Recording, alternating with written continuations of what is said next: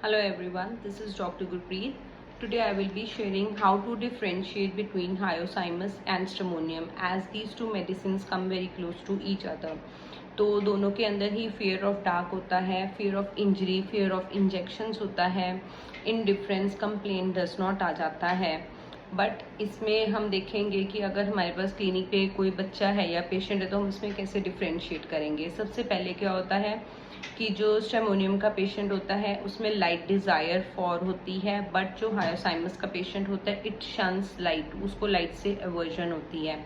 Hyoscyamus के patient में light desire होती है कि उसको होता है कि अगर मेरी बीमारी है तो मैं डॉक्टर के पास जाऊँ, वो आपको कहेगा डॉक्टर साहब अगर मुझे कोई टेस्ट वगैरह करने हैं तो आप मुझे प्लीज़ बता दीजिए, मैं अपने टेस्ट करवा लेता हूँ ताकि बीमारी मेरी रूल आउट हो जाए कि क्या प्रॉब्लम आ रही है.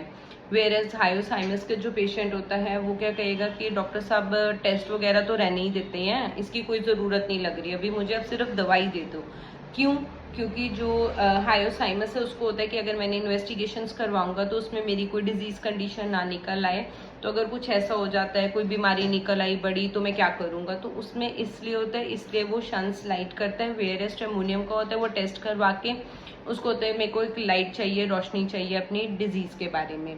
फिर उसके नेक्स्ट पॉइंट जो आ जाता है कि जो स्टेमोनियम का पेशेंट होता है इसमें लाइट डिज़ायर है, और जो हायोसाइमस का पेशेंट होता है इसमें लाइट डिज़ायर में क्या होगा, जो इसकी रोशनी चाहिए होती है अपनी बीमारी के बारे में, या आपसे जस्ट एक या दो बातें पूछेगा कि मुझे क्या बीमारी है या ये किस बीमारी के सिम्टम्स है. आप इनको एक या दो बातें बताओगे तो they will be satisfied with it. Whereas hyoscyamus का पेशेंट जो होता है वो बहुत ज़्यादा इंक्विजिटिव होता है, तो वो बहुत डिटेल में अपनी बीमारी के बारे में आपसे पूछेगा कि डॉक्टर साहब बताओ इसको क्या है, कैसे है, क्यों है.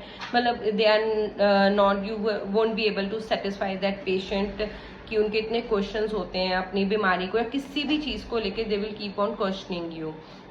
फिर उसके बाद आ जाता है कि जो स्ट्रेमोनियम का पेशेंट होता है वो बीमारी में जो होता है वो क्लिंग कर रहा होता है. बच्चे जो होते हैं वो अपने पेरेंट्स को या मदर को वो चिपके होते हैं, उनको छोड़ नहीं रहे होते हैं.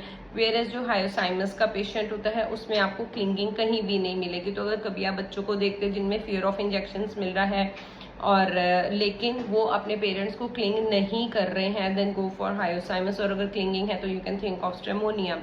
ऐसे ही डॉक्टर्स के साथ भी इनका होता है. जो स्ट्रेमोनियम के पेशेंट है, I had a patient she was so clinging कि मतलब अगर वो बीमार है या उनके बच्चे बीमार है तो हर मतलब एक एक घंटे के बाद, दो दो घंटे के बाद she used to call me कि डॉक्टर अभी ऐसे है, तो दैट इज क्लिंगिंग. फिर उसके बाद आ जाते हैं कि इनडिफरेंस कंप्लेन डज नॉट.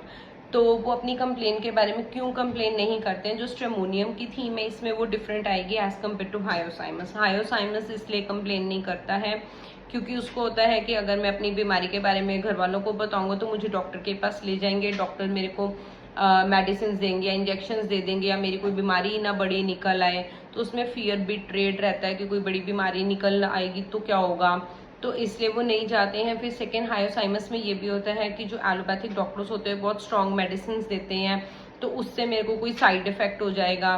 तो उसमें यहाँ पे भी फियर इंजरी का भी आ जाता है कि मेडिसिन जो होती हैं डिल्यूजन या fear poison being by medicine आ जाता है हायोसाइमस में कि ये मेडिसिन जो है जहर का काम करेगी, मेरे को उल्टा और ज़्यादा बीमार कर देगी या मैं बीमार हो जाऊँगा एलोपैथिक. और इसमें ये भी होता है कि कई बार पेशेंट्स आके कहते हैं कि डॉक्टर साहब हमने एलोपैथिक मेडिसिन ली थी जिसके बाद तो मेरे को कभी एसिडिटी की प्रॉब्लम नहीं रही थी, इतनी ज़्यादा एसिडिटी रहने लग गई है.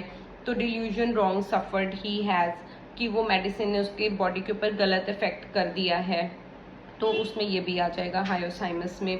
हाँ, और जो स्ट्रेमोनियम का पेशेंट होता है वो इसलिए इंडिफरेंस टू कंप्लेन रहता है क्योंकि उसको होता है कि जो मेरे घर के मेंबर्स हैं जो मेरे को बीमारी की कंडीशन में मेरी सेवा कर रहे हैं, मेरी देखभाल कर रहे हैं, तो अगर वो नहीं करेंगे तो मेरे को कैसा, मतलब मैं कैसे मैनेज कर पाऊंगा. इसलिए वो अपनी बीमारी के बारे में अपने घर वालों को ज़्यादा परेशान नहीं करते स्ट्रेमोनियम के पेशेंट्स, क्योंकि स्ट्रेमोनियम में हेल्पलेस फीलिंग होती है, बहुत ज़्यादा हेल्पलेस होते हैं.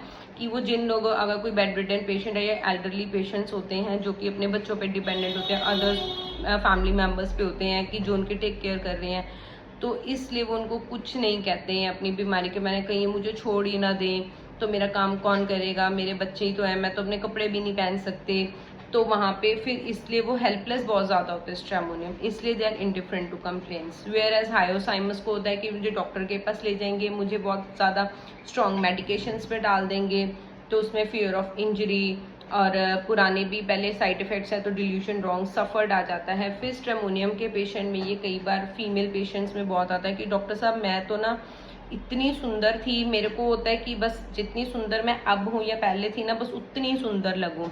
तो डिल्यूजन ब्यूटीफुल शी इज़। और इसके साथ इसमें एक चीज़ और आ जाती है, दैट इज़ कि she is beautiful and she but wants to be more beautiful. अभी तो मैं बहुत सुंदर हूँ बट मैं चाहती हूँ कि मैं इससे भी ज़्यादा सुंदर दिखूँ। ये कई बार और स्ट्रेमोनियम के बच्चों में भी ये थीम मिलती है।